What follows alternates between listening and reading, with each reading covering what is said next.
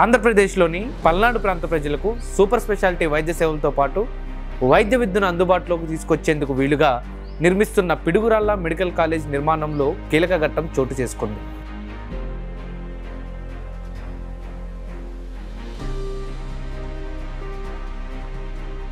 అత్యాధునిక వైద్య సేవలు అందించేందుకు వీలుగా 11 ఆపరేషన్ థియేటర్లతో 36 బెడ్ల సామర్థ్యంతో ఎమర్జెన్సీ బ్లాక్ను అందుబాటులోకి తీసుకొచ్చింది MEIL.